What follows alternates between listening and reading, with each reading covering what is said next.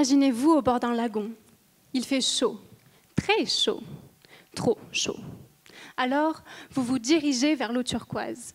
Et après avoir pris une grande inspiration, vous plongez, masque sur les yeux. Entre deux patates de corail, vous admirez une dizaine d'espèces de poissons colorés.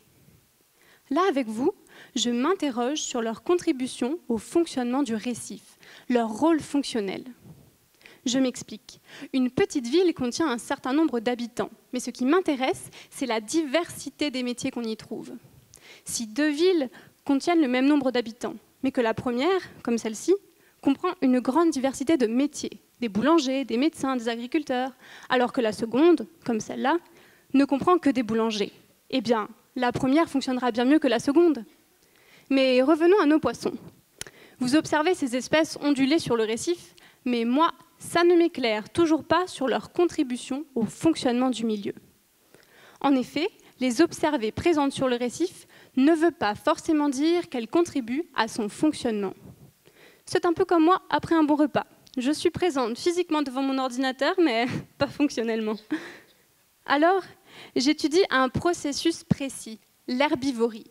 C'est l'action de manger des produits végétaux. C'est un processus qui façonne le monde marin. Par exemple, au niveau des récifs coralliens, les herbivores empêchent la prolifération des algues et permettent ainsi la croissance des coraux. Dans l'herbivorie, c'est sa variabilité temporelle qui m'intéresse. En gros, je regarde quand les poissons mangent et si les espèces mangent en même temps. Ce sont des questions cruciales pour protéger le milieu marin. En effet, pour le protéger, il faut comprendre comment il fonctionne. Or, encore aujourd'hui, nous ignorons à quoi ressemblent 24 heures dans la vie d'un poisson. En effet, l'activité des poissons est actuellement mesurée par les scientifiques sur un temps court, environ 1 heure. Mais c'est un peu comme si on voulait mesurer l'activité d'une ville en s'asseyant 1 heure sur un banc et en regardant ce qu'il se passe. Si on s'assoit sur le banc à 3 heures du matin ou à 4 heures de l'après-midi, on aura des conclusions très différentes puisque nos activités sont variables dans le temps. Pour prendre en compte cette variabilité temporelle, j'ai donc développé une méthode basée sur des caméras synchronisées, filmant du lever et au coucher du soleil.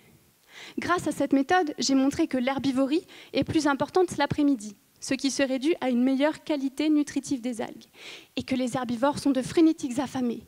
Ils ne mangent rien et d'un seul coup, festin! Il est maintenant temps de remonter à la surface. D'ailleurs, nos poissons sont partis depuis bien longtemps.